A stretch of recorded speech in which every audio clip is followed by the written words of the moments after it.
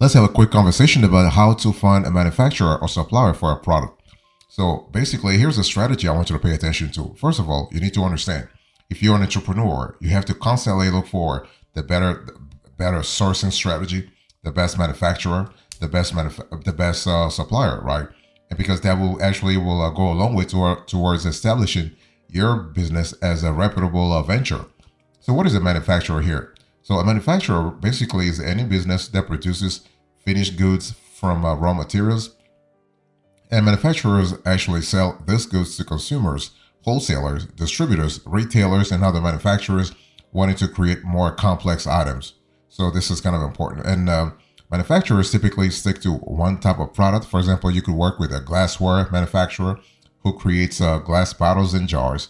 You could work with one manufacturer for cardboard boxes and another for a plastic or natural products. So you have a lot of possibilities there. And you are able to connect with manufacturers either online or offline. And then you have the the supplier. So is a manufacturer a supplier? Well, suppliers actually refer to anyone who can provide you with products and inventory. Very important. And this encompasses manufacturers, wholesalers, and distributors. There are a ton of helpful resources online that you can find through Google. Now, before you begin, there are a few things you need to know and decide. You want to figure out what type of supplier you're looking for, which could depend on your e-commerce business model. This will help determine the terminology you need to use in your research. And there are several supplier options. The most common being you can have, for example, a manufacturer that produces your product idea. You can have a supplier who may also be a manufacturer, wholesaler, or distributor who purchases already existing brands and products. And you can also have a dropshipping company that supplies products and fulfill orders of already existing brands and products. So very important to think about that. And one thing I want to say here is that you have domestic versus overseas suppliers. If you plan to manufacture or wholesale, when looking for suppliers, you'll need to decide whether you want to source domestically or from abroad. So it's a good idea to secure two manufacturers, one domestic and one foreign. Your local manufacturer can be used as a backup. If international orders are late or incorrect, you can fall back on your local suppliers. And domestic suppliers are often more expensive, but it's better to keep products stocked and customers are happy instead of waiting for delayed shipments.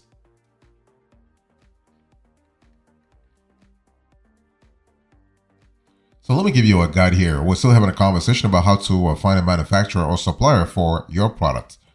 So first, you want to really research your options. Okay, you want to really do a lot of due diligence, asking questions here and there, asking family members, asking friends and relationships. Okay, and you want to ask a lot of folks in your entourage.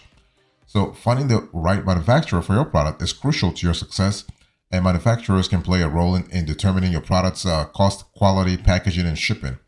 So you can use Google actually to find to actually research. I mean, Google should be the first step. Google should never be the final step. You still have to do your due diligence. Very important. So Google, you have to think about referrals. That's what I was telling you a little earlier. So some of the best leads can come from referrals. Ask your professional networks if they have supplier recommendations or if they know someone who might. Look for individuals who have found success in an area you'd like to pursue and see if they are willing to share their contacts. Join Facebook groups and other online e-commerce communities to see if there are helpful reviews. You can join the Shopify communities. You can join BigCommerce, WooCommerce. Okay, even if a supplier is not the right fit for you, ask them if they can point you to the right direction. Being in the industry means they'll likely have contacts to refer you to which one could be a better fit. And you want to really look for NAICS codes. So another way to look for product suppliers is searching for your products by their code in the North American industry classification system, the NAICS. And the NAICS classifies manufacturers and products with codes, making some manufacturers and suppliers easier to find, especially in professional directories. Okay, so this is an important element to actually think about. And you also might want to think about Alibaba, Alibaba connects you with manufacturers from China. It's a really popular marketplace to find existing products, but you can also use Alibaba to connect with manufacturers to create custom products. So search for the products you're looking for and browse through the various suppliers and manufacturers. So this is kind of cool. And you can also try directories such as ThomasNet, Makers Row, MFG, Compacts, Council of Manufacturing Associations, member organizations. You can also try overseas online directories, AliExpress, IndiaMart, Sourcify, Global Sourcing Specialist, and Dun& Bradstreet.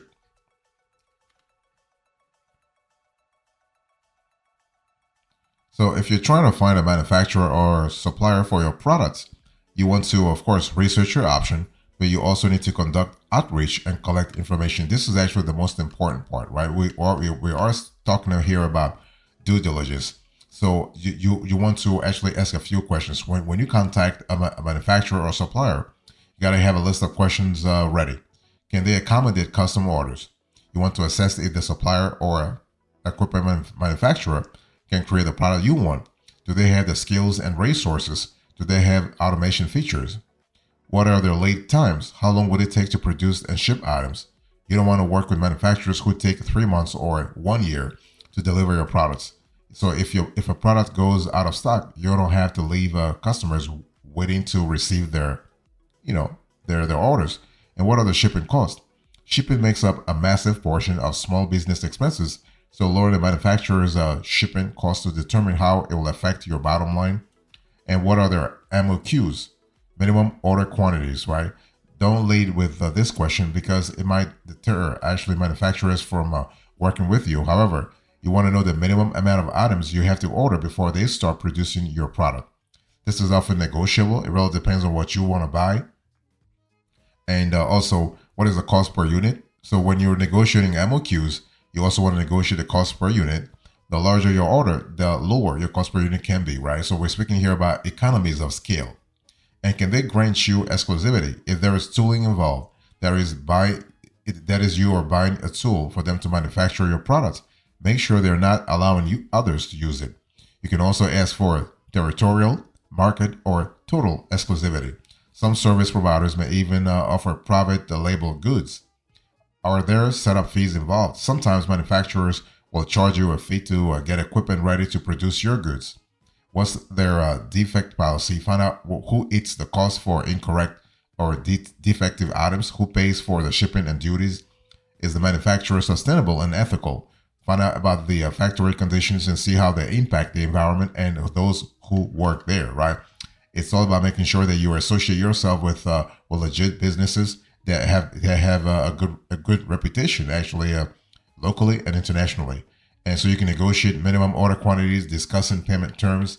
You can also communicate with manufacturers and suppliers via several platforms like email, phone, and even regular mail, snail mail, if you will.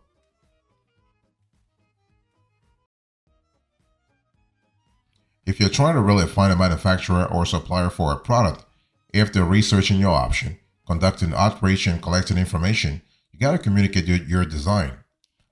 When we talk about communicating your design, we're speaking about just making sure that you explain to the manufacturer what you really want. Okay. Once you talk with a potential manufacturer, ask if they can create your design. Some manufacturers have a product development process with prototyping and 3D modeling, but this can get expensive. And as an alternative, you want to communicate your ideas with them through sketches, instructions, and reference photos. Okay. If they don't do design, you can use Fiverr or Upwork or freelancer.com to find, let's say, freelancers to create drawings for you, like trying to find graphic designers, and look to hire industrial designers, product designers, and CAD experts. So computer aided design experts. This is an important element. And another option is actually finding a local designer. You can work with him or her to develop prototypes and custom molds. It could be more affordable than going through a manufacturer. So, and then you also want to order samples and compare. I mean, it's important to really compare and contrast to see what works for you. Okay, get samples to test before going into production. Once the sample is to your standard. In other words, quality-wise, design-wise, everything-wise, you should date and sign the sample. Save one or two for yourself. These are called your control samples, forensic samples used to assure quality and get consistent product reports. I mean, consistent products from your supplier. And it's important to really understand that if the farther the supplier is from your home state, the more diligent you have to be, because regulations are maybe different, processes are different, especially if they are using computer aided design. Then you want to make sure that this is what they're using actually makes sense for your own operation. Okay, for example, you open a package from a manufacturer and find your product's colors are completely wrong. You do not want to have that, right? You want to have quality and consistency when it comes to your consumer reports. And so this is why if you have a control sample, you can reference the control sample to indicate the product you received are not what was previously agreed upon.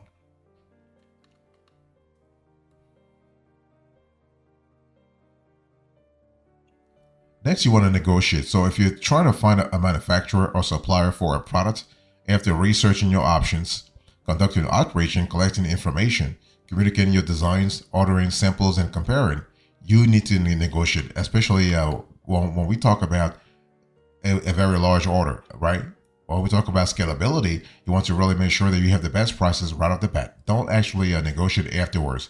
You want to negotiate beforehand, because once they actually have the process actually initiated, the manufacturer or supplier will have what we call, what experts call sink cost, or sunk cost, not sink cost, sunk cost. In other words, those are fixed costs that they'll have to have anyway. So that will actually force them to actually negotiate with you, because they have already invested and they want to make sure they have a good return on investment. So this is an important element. So between the time you get a sample and when you place your order, it's possible to negotiate terms on payment or MOQ. When negotiating, put yourself in the manufacturer's shoes. The goal is not really to exploit your manufacturing partner to get the best price. You got to really think about a win-win price here, okay? It's to work together so both parties profit and are happy. It's the only way to build a long-term, healthy relationship. If you actually have a manufacturer who's not making money through through partnering with you, they're not going to stick around for a while, okay? And this is an important element to actually build a long-term relationship that will actually be profitable for your organization also. And then you want to place your order. So once you're comfortable with the price, you're comfortable with the quality, you're comfortable with the design, you're comfortable with the consistency, you're comfortable with the level of I would say the level of integrity to your control sample, just place your order, okay?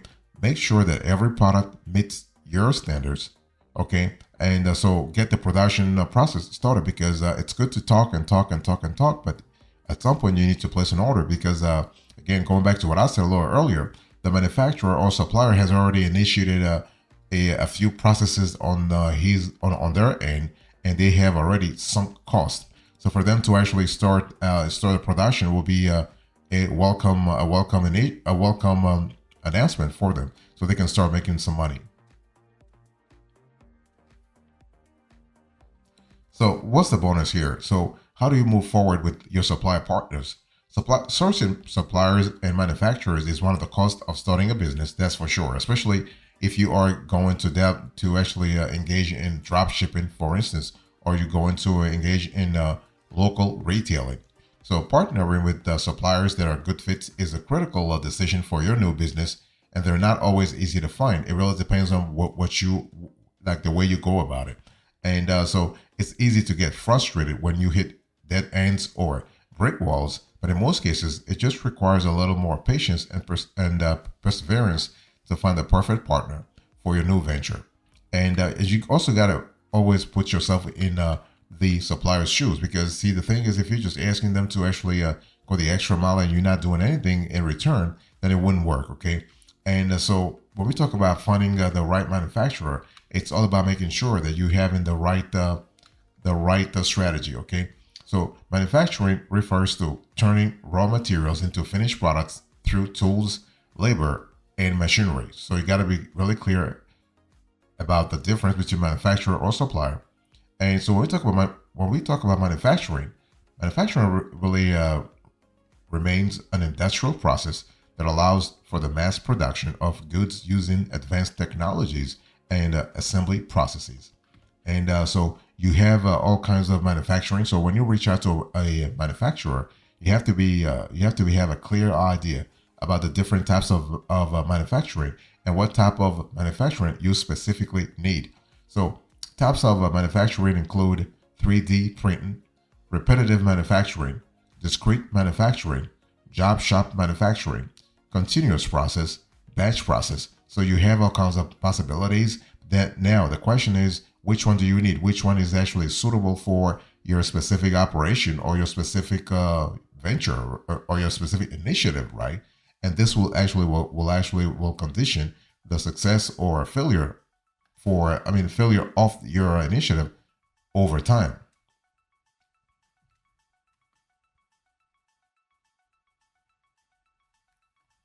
And when we talk about finding a manufacturer or supplier for a product, you really need to understand that you have all kinds of manufacturing. That's for sure. I've said this before, but you have certain industries that are more amenable, if you will, more suitable for manufacturing than others. Let me give you an example. You have the clothing industry. So the clothing industry has many different manufacturing processes.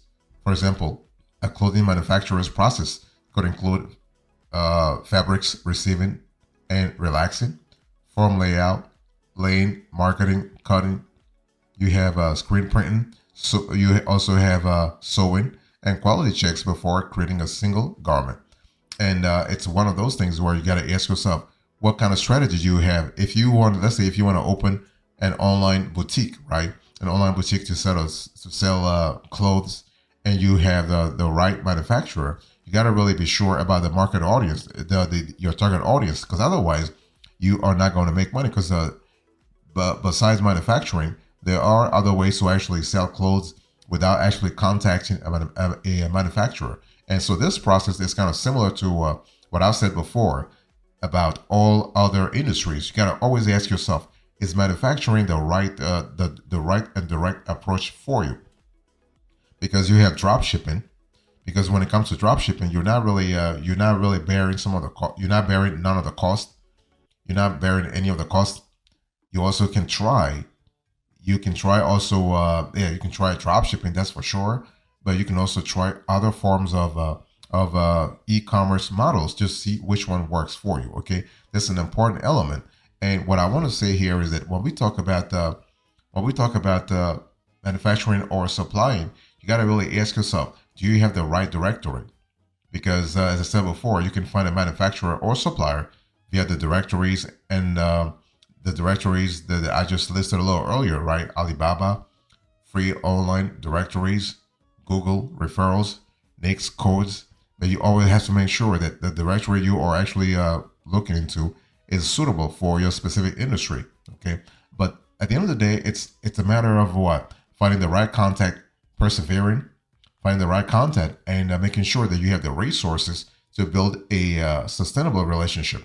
It's not just about making a profit for 1 month or 1 week or 3 months. It's about really building a relationship to make profits over several years, 10 years, 20 years, or 30 years. And this requires preparation and expertise and strategy. You don't need to have a business consultant by your side, but you got to really do a little bit of preparation to make sure that you are able to anticipate some of the questions and the challenges that may or may not arise.